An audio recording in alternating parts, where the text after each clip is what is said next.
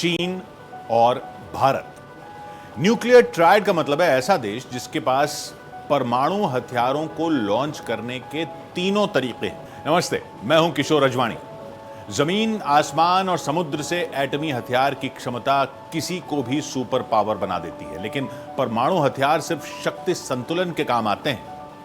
आधुनिक दौर के युद्ध भी पारंपरिक हथियारों से ही लड़े जाते हैं। ऐसे में भारत की दुश्मनों के खिलाफ तैयारी कैसी है? रक्षा क्षेत्र में भारत कितना मजबूत हुआ? क्यों मेड इन इंडिया हथियारों की मांग बढ़ रही है?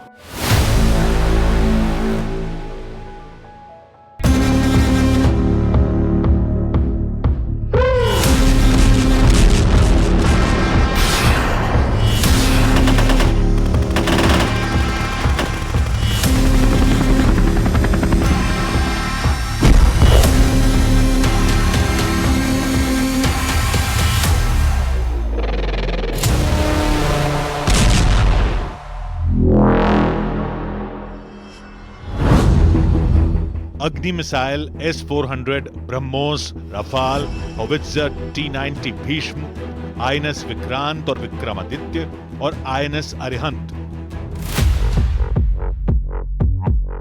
युद्ध का फैसला करने वाले ये हथियार हैं ट्राइड एंड टेस्टेड। 3, 2, 1, now 1, 2, अग्नि 5 का लेटेस्ट टेस्ट 20 अगस्त को किया गया। इस बार multiple independently targetable re entry vehicle technology से लैस मिसाइल का परीक्षण किया गया, जिसकी रेंज में पाकिस्तान, चीन, तुर्की जैसे देश हैं। अग्नि 5 7,500 किलो के बंकर बस्टर वॉरहेड ले जा सकती है। अग्नि 5 जमीन से 100 फीटर की गहराई तक जाकर दुश्मनों के nuclear system, radar system, control centre, हथियार स्टोरेज को तबाह कर सकती है। 1.5 टन तक न्यूक्लियर हथियार ले जाने वाली अग्नि 5 कई टारगेट एक ही हमले में तबाह कर सकती है। तो ये जो ट्रांसफॉर्मेशन है, ये जो मॉडर्नाइजेशन है, ये जो रेवोल्यूशन इन वॉरफेयर है, ये जो नया एक युद्ध है जिसमें मॉडर्निटी भी है, टेक्नोलॉजी भी है, प्लस बूट्स ऑन ग्राउंड भी है, तो कहीं ना कहीं दुश्मन को लग रहा है और भारत के अंदर भी वो क्षमता और वो जो अपने आप में आत्मविश्वास भारत का भी बढ़ रहा है। भारत की सेनाएं आज हर उस हथियार से लैस हैं जिनकी दरकार है, लेकिन सुरक्षा का ये सुकून आसानी से नहीं मिला। प्रधानमंत्री नरेंद्र मोदी ने दिन रात एक कर दी, तब यह संभव हुआ है। सेनाओं को अजेय बनाने का यह मिशन 26 साल पहले शुरू हुआ, लेकिन एक दशक की हकीकत होश उड़ाने वाली है।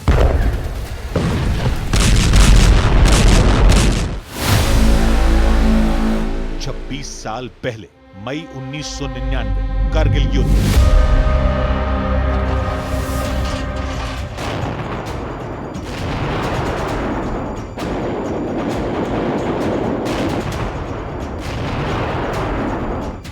ये युद्ध एक इम्तिहान ले रहा था, सैन्य शक्ति का, देशभक्ति का, राजनीतिक नेतृत्व का। 74 दिन की युद्ध परीक्षा का परिणाम 26 जुलाई 1999 को आया। भारत ने पाकिस्तान को युद्ध में परास्त किया। करगिल में घुसी पाकिस्तानी सेना मार भगाई गई, मगर करगिल युद्ध ने एक नाजुक कड़ी भी दिखाई। उस वक्त की रणनीति के तहत 40 दिन की इंटेंस वॉर के लिए गोला बारूद का भंडार होना चाहिए था, लेकिन करगिल युद्ध के दौरान पता लगा कि कई अहम हथियारों का स्टॉक सिर्फ 7 से 10 दिन का ही बचा था, जिसके बाद युद्ध के बीच में 2200 करोड़ रुपए से ज्यादा की आपातकालीन हथियारों की खरीद की गई। करगिल में पाकिस्तान को धूल छुटाने के बाद डिफेंस एक्विजिशन काउंसिल का गठन हुआ, जिसे रक्षा खरीद से जुड़े सभी फैसले लेने थे। इसके साथ ही तब की सरकारों ने रक्षा तैयारियों पर पूरा जोर लगाया, लेकिन हालात में सुधार न के बराबर हुआ, जिसकी भनक देश को तब लगी जब 12 मार्च 2012 को तब के सेना प्रमुख जनरल वीके सिंह का लिखा टॉप सीक्रेट लेटर मीडिया में लीक हो गया। पूर्व थल सेना अध्यक्ष जनरल वीके सिंह ने तब के प्रधानमंत्री डॉक्टर मनमोहन सिंह और रक्षा मंत्रालय को लिखे पत्र में जानकारी दी थी कि सेना के पास टैंकों के लिए गोला बारूद कम है, एयर डिफेंस सिस्टम पुराने पड़ चुके हैं, तोपखाने में आधुनिक तोपों की किल्लत है और रात में लड़ाई के हथियार और उपकरणों की सेना में कमी है। यानी करगिल के दशक भर बाद भी रक्षा तैयारियों की टेंशन जस की तस बनी हुई थी। तब विपक्ष में रही बीजेपी ने इसे सबसे महत्वपूर्ण मुद्दा मानते हुए पूर्व प्रधानमंत्री मनमोहन सिंह से जवाब भी मांगा।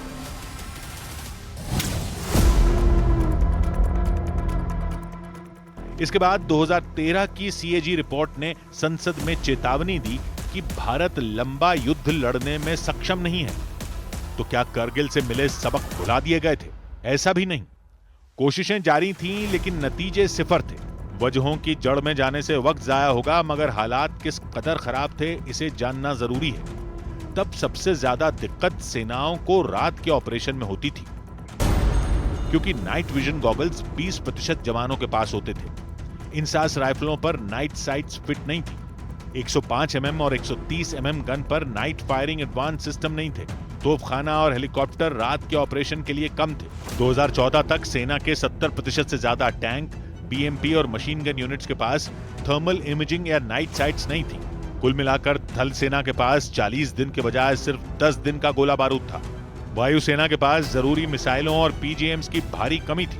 नौसेना के पास टॉर्पीडो और पनडुब्बियों का गंभीर संकट था। आपका जो वेपन है, जो आपकी मिसाइल्स हैं, जो आपके एयर टू एयर मिसाइल्स हैं, जो आपके अंडर सी मिसाइल्स हैं या टॉर्पीडोज हैं, और जो आपके सरफेस शिप्स में चलते हैं, वो सारे के सारे उनके अंदर अपनी सोचने समझने की शक्ति होनी चाहिए। तो विश्व पटल पर पहले हम इन्फॉर्मेटाइज्ड वॉरफेयर करते थे। रक्षा अधिग्रहण परिषद तब भी था, सेनाओं को मजबूत करने की नीतियां भी थी, लेकिन जितनी जरूरत थी उसे पूरा करने के लिए युद्ध स्तर पर काम होना था। ताज्जुब होगा जानकर कि जिस राफाल की सबसे ज्यादा चर्चा होती है, उसकी फाइल 10 साल तक सिस्टम में अटकी रही, लेकिन 26 मई 2014 की तारीख से वो सिस्टम बदल गया। आत्मनिर्भर भारत अभियान के तहत देश का लक्ष्य भारत को अपने दम पर दुनिया की बड़ी सैन्य ताकत बनाने का है। प्रधानमंत्री का पद संभालने के बाद नरेंद्र मोदी ने इमरजेंसी फंड जारी किया था। 5,000 करोड़ रुपए से तत्काल जरूरी हथियारों की खरीद की गई थी। वो डील रूस, इजरायल और अमेरिका से की गई थी, जिसकी पहली शर्त थी कि हथियारों की सप्लाई जल्द से जल्द की जाए। मगर बात इतने भर से बनती तो क्या था? सेनाओं के खाली पड़े हथियार गोदाम को भरना मिशन इम्पॉसिबल जैसा था। नरेंद्र मोदी ने सबसे बड़ी चुनौती को अवसर में बदल डाला। 10 अप्रैल 2015, पेरिस, फ्रांस। फ्रांसवा ओलांद से प्रधानमंत्री नरेंद्र मोदी की मुलाकात की पहली प्राथमिकता राफाल जेट की डील थी। पीएम मोदी ने साल 2007 में शुरू हुई डील को फुल एंड फाइनल करने की ठान रखी थी। उन्होंने ओलांद को गणतंत्र दिवस में हिस्सा लेने के लिए निमंत्रण दिया। जनवरी 2016 में ओलांद ने जब भारत की यात्रा की, तब तक डील में आने वाली तमाम उलझनें पीएम मोदी की कोशिशों से दूर हो चुकी थी। सितंबर 2016 को 36 रफाल जेट की डील डन हो गई। जिस दिन देश हथियारों की पूजा करता है, उसी दशहरे के दिन राफाल को रक्षा मंत्री राजनाथ सिंह ने फ्रांस जाकर स्वीकार किया। वायुसेना के जंगी बेड़े में शामिल राफाल की तैनाती 2 अहम मोर्चों पर की गई। हरियाणा के अंबाला में 17 स्क्वाड्रन गोल्डन एरोज पर 18 रफाल की तैनाती की गई। वहीं दूसरी तैनाती पश्चिम बंगाल के पश्चिमी मोर्चा हासीमारा में 18 रफाल मुस्ताद है। 2014 से ही पीएम मोदी ने अटैक और डिफेंस दोनों पहलुओं पर बराबर ध्यान देना शुरू किया था। रूस का एयर डिफेंस सिस्टम S-400 सबसे बेजोड़ माना जा रहा था, लेकिन रूस से डिफेंस डील में रिस्क की मात्रा हद से ज्यादा थी। 2015 में पीएम मोदी जब रूस गए थे, तब उन्हें S-400 सिस्टम का ऑफर दिया गया था, लेकिन डील में एक दिक्कत थी। अमेरिका ने रूस पर प्रतिबंध लगा रखे थे। Countering America's adversaries through sanctions act के दायरे में S-400 की डील भी आनी थी। इतना ही नहीं, अमेरिका के तब के डिफेंस सेक्रेटरी लॉयड ऑस्टिन ने डील पर प्रेशर बनाने के लिए दिल्ली का दौरा तक किया, मगर पीएम मोदी को S-400 की सख्त जरूरत का अंदाजा था। उन्होंने सुपर पावर की एक नहीं सुनी। 2016 में प्रधानमंत्री मोदी ने S-400 की डील को ग्रीन सिग्नल दिया। कुल 5 रेजिमेंट की S-400 सिस्टम की डील हुई। रूस ने अब तक S-400 की 3 खेप सौंप दी। पाकिस्तान सीमा पर पठानकोट में S-400 तैनात है। LAC पर सिक्किम में S-400 का सुरक्षा घेरा है। गुजरात राजस्थान बॉर्डर पर S-400 की तैनाती है। हमारे पास स्पेस भी है, हमारे पास साइबर भी है, हमारे पास रेडार्स भी हैं, हमारे पास काउंटर रेडार्स भी हैं, हमारे पास लेज़र्स भी हैं। तो ये सब जो टेक्नोलॉजी है, मॉडर्न टेक्नोलॉजी है, उसका इस्तेमाल करते हुए जो हमने पाकिस्तान को नुकसान पहुंचाया, यही कारण है कि कौन ऐसा देश है जो 90 घंटे के अंदर घुटने टेक दे। रूस यूक्रेन युद्ध की वजह से भारत को मिलने वाले S-400 सिस्टम में बड़ी दिक्कत आई है। हालांकि रूस ने जल्द से जल्द अपना वादा निभाने का भरोसा दिया है। गौर करने वाली बात यह कि पिछले 11 साल में देश ने रक्षा क्षेत्र में करिश्माई कामयाबी हासिल कर ली है। Made in India defence system ही अब अभेद्य ढाल बन गए हैं। रॉकेट हो, टैंक हो या फिर ड्रोन सिस्टम, हिंदुस्तानी हथियार युद्ध क्षेत्र में जीत की गारंटी देते हैं। पिनाका रॉकेट को ही देखिए, जिसकी बम्पर डिमांड है। Pinaka multi barrel rocket launcher है, जिसकी रेंज 45 किलोमीटर से लेकर 90 किलोमीटर तक है। पिनाका किसी भी मौसम में काम कर सकता है। Pinaka multi barrel rocket launcher 44 second में एक साथ 12 रॉकेट दाग सकता है। इन्हीं खूबियों की वजह से पिनाका को आर्मेनिया ने भारत से खरीदा। फ्रांस के सेना अध्यक्ष जनरल पियर शिल ने पिनाका का बारूदी ट्रेलर देखने के बाद फौरन इसे तर्कश में शामिल करने का मन बना लिया था। उन्होंने पिनाका की जमकर तारीफ की। तब फ्रांस का प्रतिनिधिमंडल पिनाका की जांच परख के लिए भारत आया। पीएम मोदी हाल ही में जब फ्रांस गए थे, तब भारत फ्रांस के संयुक्त बयान में पिनाका रॉकेट लॉन्चर का जिक्र था। मेड इन इंडिया हथियारों का बाजार दिन दूनी रात चौगनी रफ्तार से बढ़ रहा है। आज देश के डिफेंस सेक्टर में जितनी ट्रांसपेरेंसी है, ट्रस्ट है और टेक्नोलॉजी ड्रिवन अप्रोच है, उतनी पहले कभी नहीं थी। प्रधानमंत्री नरेंद्र मोदी की लीडरशिप में युद्ध की मशीनें ही नहीं बन रही, हथियार निर्माण में देश ग्लोबल पावर बन रहा है। अब सेनाओं के पास ऐसे हथियारों की भरमार है जिन्हें बेजोड़ कहा जाता है। साल 2020 की दिवाली पर पीएम मोदी ने ऐसे ही एक योद्धा को लोंगेवाला पोस्ट पर दिखाया था। रेगिस्तान में दहाड़ते अर्जुन टैंक पर पीएम की सवारी की वो तस्वीरें यादगार हैं। अब तो सेना को अर्जुन मार्क 2 जैसे आधुनिक टैंक सौंपने की तैयारी है। फिलहाल T-90S भीष्म जैसा लड़ाका टैंक रेजिमेंट की शान बढ़ा रहा है। पहाड़ी और कठिन इलाकों की लड़ाई के लिए स्वदेशी अजय टैंक भी सेना के पास है। दक्षिण कोरिया के साथ मिलकर बनाया गया K9 वज्र टैंक भी किसी से कम नहीं। ये 3 जो हमारे मिशंस हैं, मिसाइल्स वाला, एरो इंजन वाला और हमारे फाइटर एयरक्राफ्ट वाला, ये क्रिएट कर रहे हैं, है और आगे बढ़ेगा और इसका सशक्तिकरण होगा। वही देश की असली ताकत बनेगी, मूल ताकत बनेगी। आर्मी हो, एयरफोर्स हो या फिर नेवी, तीनों सेनाओं को हाईटेक बनाया गया है। इंडियन नेवी के पास परमाणु मिसाइलों से लैस 3 पनडुब्बियां हैं। साल 2016 में पीएम मोदी ने INS अरिहंत को लॉन्च किया था, जिस पर K4 nuclear powered ballistic missile होती है, जिसकी रेंज 3500 किलोमीटर तक है। यही नहीं, कुछ दिनों में 6000 किलोमीटर दूर तक मार करने वाली मिसाइलें न्यूक्लियर सबमरीन पर तैनात होंगी। नेवी के पास दूसरी न्यूक्लियर सबमरीन INS अरिघात है। तीसरी परमाणु पनडुब्बी S4 क्लास की है। बहुत जल्द नौसेना S5 क्लास यानी इंटरकॉन्टिनेंटल मिसाइल क्षमता से लैस होगी। देखिए, आकाश मिसाइल बहुत अच्छा काम किया। स्काई स्ट्राइकर ड्रोन है जिसने बहुत अच्छा काम किया इस लड़ाई के अंदर। हमारे जो नेटवर्क्स हैं वो इंडिया ने खुद बनाए हैं। नेटवर्क सेंट्रिक वॉरफेयर हमने खुद किया। ब्रह्मोस इंडिया में बनती है, लार्ज नंबर में तीनों सर्विसेज के पास है।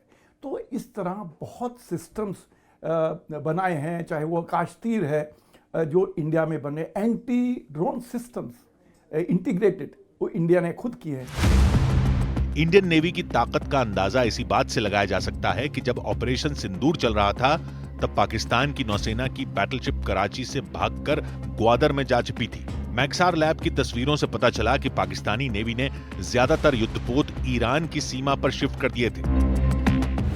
आप जानकर हैरान होंगे कि कुछ साल पहले तक सेनाओं को हथियार और गोला बारूद की सप्लाई 1775 में अंग्रेजों की बनाई व्यवस्था से होती आ रही थी। यह होता था अंग्रेजों के बनाए ऑर्डिनेंस फैक्ट्री बोर्ड के जरिए। 2014 तक ऑर्डिनेंस फैक्ट्री बोर्ड में 41 फैक्ट्रियां थी। पीएम मोदी ने ऑर्डिनेंस फैक्ट्री बोर्ड को पूरी तरह से बदल डाला। 15 अक्टूबर 2021, नई दिल्ली। प्रधानमंत्री नरेंद्र मोदी ने ऐतिहासिक परिवर्तन की घोषणा कर दी थी। तारीख भी बेहद खास थी। डॉक्टर एपीजे अब्दुल कलाम की पुण्यतिथि पर आधुनिक और सक्षम रक्षा उत्पादक राष्ट्र का संकल्प लिया गया था। पीएम मोदी ने ऑर्डिनेंस फैक्ट्री बोर्ड की जगह 7 नई रक्षा कंपनियां देश को सौंपी थी। ऑर्डिनेंस फैक्ट्रीज को नए स्वरूप में किए जाने का निर्णय, 7 नई कंपनियों की ये शुरुआत देश की इसी संकल्प यात्रा का हिस्सा है। प्रधानमंत्री ने सरकारी ढांचे को कॉर्पोरेट स्टाइल मैनेजमेंट में बदला। डिफेंस सेक्टर में निजी भागीदारी को बढ़ावा दिया गया। क्वालिटी और टाइम पर डिलीवरी तय की गई। जो 7 नई कंपनियां बनी, उनके नाम और काम भी जान लीजिए। म्यूनिशंस इंडिया लिमिटेड गोला बारूद का उत्पादन करती है। आर्मर्ड व्हीकल्स निगम लिमिटेड टैंक और बख्तरबंद गाड़ियां बनाती है। Advanced weapons and equipment India limited small arms और गन बनाती है। ट्रूप कंफर्ट्स लिमिटेड सैनिकों की यूनिफॉर्म, बूट और उपकरण बनाती है। ग्लाइडर्स इंडिया लिमिटेड जवानों के लिए पैराशूट बनाने का काम करती है। यंत्र इंडिया लिमिटेड सेना की मशीनरी और कंपोनेंट्स का निर्माण करती है। और India octal limited optical device और नाइट विजन के उपकरण बनाती है। डीआरडीओ और नई कंपनियों ने देश को कितना पावरफुल बनाया है, इसे पिनाक रॉकेट, एटैक तोप, धनुष आर्टिलरी, आकाश मिसाइल जैसे घातक हथियारों को देख पता लगता है। पीएम मोदी ने 6 जनवरी 2023 को कर्नाटक के तुमकुर में एशिया की सबसे बड़ी फैक्ट्री का श्री गणेश किया था। Hindustan aeronautics limited Tumkur factory में हर साल 1000 हेलीकॉप्टर बनाने की क्षमता पर काम कर रही है। जैसे अमेरिका के अपाचे हैं, जैसे फ्रांस और जर्मनी का यूरोकॉप्टर टाइगर अटैक हेलीकॉप्टर है, वैसे ही घातक लड़ाके भारत में बनने की शुरुआत हो चुकी है। इससे भी ज्यादा सुकूनदेह बात यह है कि 11 साल में भारत रक्षा क्षेत्र में आत्मनिर्भर बना है। 10 जून 2025 को प्रधानमंत्री ने यह शुभ समाचार पूरे देश से साझा किया। प्रधानमंत्री नरेंद्र मोदी के नेतृत्व में भारत का स्वदेशी रक्षा उत्पादन 2014 में 46,429 करोड़ रुपए से बढ़कर 2025 में 1,27,434 करोड़ रुपए तक पहुंच गया। ये 174% की बढ़ोतरी है। आज भारत 100 से ज्यादा देशों को रक्षा उत्पाद निर्यात कर रहा है। भारत दुनिया का 5वां सबसे बड़ा रक्षा उपकरण निर्यातक बन चुका है। नरेंद्र मोदी सरकार ने साल 2029 तक 3 लाख करोड़ रुपए के रक्षा उत्पादन का लक्ष्य तय कर रखा है। भारत में पहले जहां 65 से 70% उपकरण आयात किए जाते थे, वहीं अब लगभग 65% रक्षा उपकरण भारत में ही बनाए जा रहे हैं। मोदी सरकार ने रक्षा क्षेत्र में विदेशी निवेश 74% तक कर दिया है। कंपनियां अगर सीधा सरकार से समझौता करती हैं तो 100% निवेश कर सकती हैं। प्रधानमंत्री नरेंद्र मोदी ने जल, थल, वायु सेनाओं के सशक्तिकरण का अभियान युद्ध स्तर पर चलाया है। रक्षा क्षेत्र में उत्पादन को बढ़ावा देने के लिए 2 इंडस्ट्रियल कॉरिडोर भी बनाए गए हैं। एक आर्थिक गलियारा उत्तर प्रदेश में और दूसरा तमिलनाडु में बनाया गया। इतना ही नहीं, रिसर्च और स्टार्टअप के लिए रक्षा बजट का 25% आवंटन किया गया। पिछले 5 सालों में हमारा डिफेंस एक्सपोर्ट 325% से भी ज्यादा बढ़ा है। साथियों, कुछ समय पहले ही रक्षा मंत्रालय ने ऐसे 100 से ज्यादा सामरिक उपकरणों की लिस्ट जारी की थी जिन्हें अब बाहर से आयात नहीं किया जाएगा। प्रधानमंत्री मोदी ने पॉलिसी पैरालिसिस से जूझ रहे डिफेंस सेक्टर में नई जान फूंक दी, जिससे सेनाओं का आधुनिकीकरण हुआ है।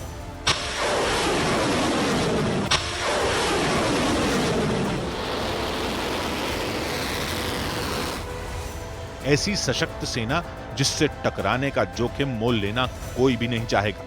लेकिन भविष्य की लड़ाई में हार जीत ड्रोन तय करेंगे, जिसके लिए युद्ध स्तर पर काम हो रहा है। नरेंद्र मोदी सरकार ने देश में ड्रोन आर्मी का नया प्लान बनाया है। मिलिट्री ड्रोन बनाने वाली कंपनियों को 2000 करोड़ रुपए की प्रोत्साहन राशि भी दी जाएगी। सेटिस्टा की एक रिपोर्ट के मुताबिक 2030 तक दुनिया का ड्रोन मार्केट 22 लाख करोड़ रुपए के पार होगा। फिलहाल इस मार्केट का लीडर तुर्की है। चीन के पास है 10 लाख ड्रोन की आर्मी। चीन ने एआई कंट्रोल ड्रोन बना लिए हैं। जाहिर है मॉडर्न वॉरफेयर में मुकाबले के लिए अब भी पूरा जोर लगाने की दरकार है। हर दिन बदल रही तकनीक ने युद्ध का तरीका ही नहीं बदला है, तासीर भी बदली है। बिना जान माल के नुकसान के दुश्मन पर जीत हासिल करने के लिए सेनाओं को हाईटेक बनाना ही एकमात्र विकल्प है। प्रधानमंत्री नरेंद्र मोदी ने इस जरूरत को पद संभालने के साथ भांप लिया था। तभी तो रक्षा क्षेत्र में 11 साल में क्रांतिकारी बदलाव हो पाए। ऑपरेशन सिंदूर के बेहतरीन नतीजों ने इसे साबित भी किया। प्रधानमंत्री नरेंद्र मोदी ने अभेद्य सुरक्षा कवच बनाने के लिए देश का बुनियादी ढांचा भी फौलादी बनाया है। अगले एपिसोड में देखिए नए भारत की रफ्तार।